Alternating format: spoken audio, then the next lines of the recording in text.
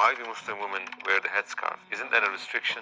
The oldest continuous university in the whole world, the foundation was laid by a Muslim lady wearing the hijab. Before the Prophet came, women were subjugated, they were taken as property, they were literally inherited. People judge Islam, unfortunately, by the cultural practices, by what they see on the social media. But Islam should be judged based upon the guidance and the rights and the empowerment Islam has given to women. Almost every single prophet of the Old Testament, they were polygamous. Unlimited polygamy, no restrictions, no responsibility. Islam came to limit polygamy. Close to 18,000 non-Muslim women in this country, when they look into women's rights in Islam, they are converting to Islam. Against towards eternity. In the last video, we have asked the questions that many Christians wonder about Islam. Today, we have gathered the questions that constantly come up in social media. If you're ready, let's begin. Throughout history, women have been treated unfairly and treated as a second class in different societies. Many Christians think that this is not much different in Islam as well. Can you tell us about the status of women in Islam? So people, when they look about women in Islam, they may think, you know what, women are suppressed, oppressed, no rights, second class, no freedoms. The reality is so much different. People judge Islam, unfortunately, by the cultural practices, by what they see on the social media. But Islam should be judged based upon the guidance and the rights and the empowerment Islam has given to women in the Quran, which is the word of Allah, and through the examples of Prophet Muhammad, peace be upon him. You are so much right. Before the Prophet came, women were subjugated, they were taken as property, and they were literally inherited. But when Islam came, when Allah gave the guidance through Muhammad, peace be upon him, empowerment was given to women, equality in the reward was given to women, and the freedoms were given to women. Can you mention some of them? Really quick list. First and foremost, the right to education. Not until 1844 in this country, women in America, they won the right to go into higher education, universities and graduating, right? Islam gave that right to women way back in the 7th century. Not only Islam gave that right, Islam made it obligatory for both males and females to gain education. Not only empowered, Muslim women were so much empowered by that obligation and that right to gain education, the oldest continuous university in the whole world. Look at the phrase. The oldest continuous university in the whole world, the foundation was laid by a Muslim lady wearing the hijab. Her name is Fatima al-Fahri. In the year 859, in the country of Morocco, in the city of Fez. Who says this? The Guinness Book of World Records and UNESCO. Second right Islam has given to women would be, women have the right to inherit. See, if you look into the Old Testament, if a father has 2 sons and a daughter, the daughter does not get any inheritance. Zero inheritance, by the way, because there is a son. The son gets all the inheritance. But if they are only daughters, now they get some inheritance. But Islam guaranteed inheritance to the women as wives, as mothers, as daughters, as sisters, right? So guarantee inheritance for women. When it comes to owning property, in this country, not until the mid-1800s, white women in this country, right? Not black, not brown, not Chinese, not Indian. White women, white married women in this country, in the state of Illinois, they won the right to own property in 1861 in this state, in Chicago. Islam gave that right in the 7th century, right? Look at this, 7th century compared to like 13 centuries after. 2 more important rights that Islam has given to women is the right to initiate divorce. See, in the Old Testament, she doesn't have that right. Even in Catholicism, she doesn't have that right. Islam gave that right. Because in reality, we know that not every marriage is going to be ideal marriage forever. There may be friction, right? Some people are caught into a marriage in which they want to get out. Islam is practical. So Islam gave the right to women to initiate the divorce. Other faiths, they don't have it. Islam has that right for women. And also, she has a responsibility in the home to take care of the children in the household, but the financial responsibility, she has zero. She can be the Bill Gates. She can be the Jeff Bezos of women. She can be the billionaire, the most wealthy person in the whole world. Even then, she doesn't have to spend a penny on the home, on the family. She could, right? She could. She doesn't have to. It is the responsibility of the husband, 100% financially. So these are some of the rights that Islam has given to women. So important, advice to my non-Muslim brothers and sisters. Do not judge Islam by the cultural practices, the social media. Judge Islam by reading the Quran and look into the wonderful life of Muhammad, peace be upon him. Amazing fact, okay? Amazing fact, one amazing fact. Of all the misconceptions people have about Islam, the number one is women in Islam. However, when our non-Muslim sisters and brothers, when they look into Islam and look into the right, the respect, the empowerment Islam has given to Muslim women, they are converting to Islam. So close to 18,000 non-Muslim women in this country, when they look into women's rights in Islam, people are converting 18,000 each year. In the UK, about 5,000 each year. In the Islamic law, it had women receive half as much inheritance as men. Aren't these contradictory to justice and degrading for women? Okay, some people look at the inheritance laws and they say that a brother gets double the inheritance compared to the sister.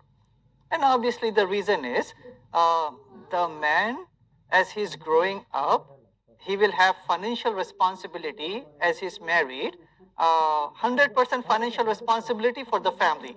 A lady, she has zero, by the way. The wife has zero financial responsibility.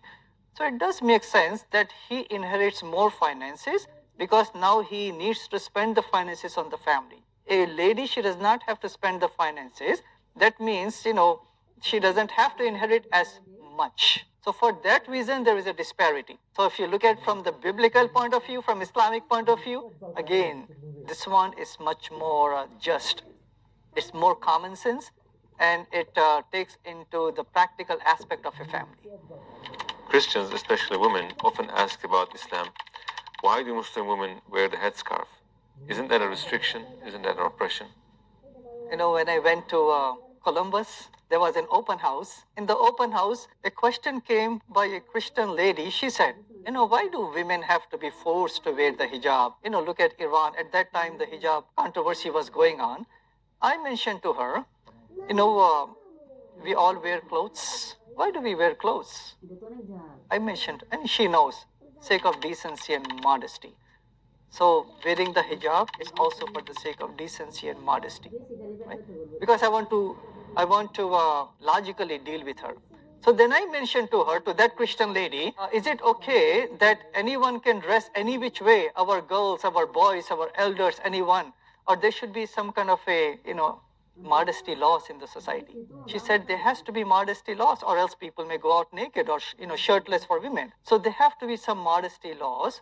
So who is going to decide what those modesty laws should be? Would that be the culture? That will not make sense because one person says this, second person may say that. It becomes subjective. So modesty laws and all the laws, this should be coming from the Creator who knows us good, who knows us better, what is beneficial to us and to the society. He is the one who gave the concept of modesty laws in Islam. So quickly, women wear that hijab of modesty because they are obeying the Creator. It's an obligation for them. It is in the Quran, 2 places. Chapter number 24, verse number 31, and chapter number 33, verse number 59 to be exact. So then I give an analogy, a quick analogy to the people that, in schools and colleges, there is a dress code. You have to wear shorts to some extent. You cannot wear short shorts, for example. You cannot wear the hoodie. Things of that nature, so laws, even in schools and colleges. If you work in the hospital, there are certain laws that, certain attire you have to wear. If you go to a restaurant, right, no shirt, no shoes, no service, something like that. So Allah has given us laws of modesty. Then I say to my Christians and to the Jews and others that the laws of modesty are not only for the females, they're also for the males. Modesty in Islam is not just about what we wear, it's modesty of the eyes. I cannot look and stare and lust after a woman. But modesty laws are not only in Islam, even if you look into Judaism, a Jewish lady who is married, she cannot show her hair. A Christian lady, especially when she's going to the church, she cannot show her hair.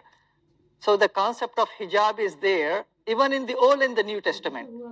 So in the book of 1 Corinthians, chapter 11, verse number 5 and 6, a Christian lady has to wear the hijab. She cannot show her hair. If she shows her hair, It's dishonor.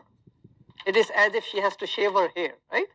Mary, the mother of Jesus, who is a symbol of chastity, she used to wear it. So when Muslim women, when they're wearing the hijab, she's taking Mary, the mother of Jesus, as their role model also.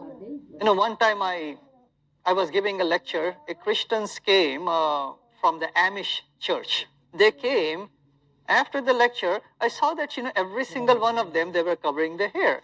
So I asked them the question, my dear sisters, you're all wearing the hijab like Muslim ladies. Tell me the reason. They said, we are following the Bible. The Bible commands us to wear the hijab or to cover our hair. So hijab is there in all the cultures, even in the secular world, exactly for the same reason. They should be judged and appreciated for their modesty and chastity and for their personality and the blessings that Allah has given to them.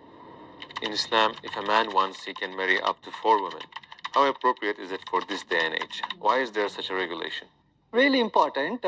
Before the guidance of the Quran came in the 7th century to humanity, every culture, every faith, before that time, they used to have the concept of polygamy, having more than one spouse. Unlimited polygamy, no restrictions, no responsibility. Islam came to limit polygamy. It says in the Quran, chapter number 4, verse number 3, marry 2, 3, up to 4. But if you cannot do justice, marry only one. So what Islam did, what Allah did, what the guidance of the Quran did was, first and foremost, it restricted polygamy from unlimited to up to 4 maximum. Number 1.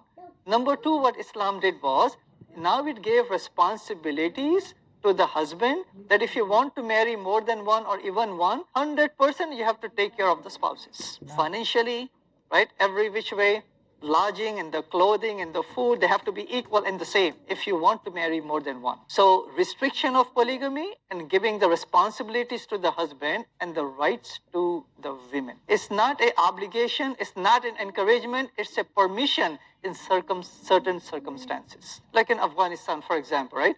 Many men, they may have passed away in the battle. Now you have access of women. They could just live their life as is, but they would be deprived of children, warmth of the family, and support of the husband. So they'll be deprived of that, but Islam wants everyone to benefit and be protected by a home. Not only that, by the way, even if you look into the Old Testament, there's almost every single prophet of the Old Testament, they were polygamous. May that be Moses, may that be Abraham, 3 wives or 2 wives, David. In the Old Testament, God does not prohibit polygamy. God does not restrict polygamy. God does not condemn polygamy. So if any Jew or Christian tells me, polygamy is wrong, come on, how come Islam says that? I would say if it is wrong, where is the prohibition of polygamy in the Old Testament? No restriction of polygamy by Jesus, peace be upon him, in his time.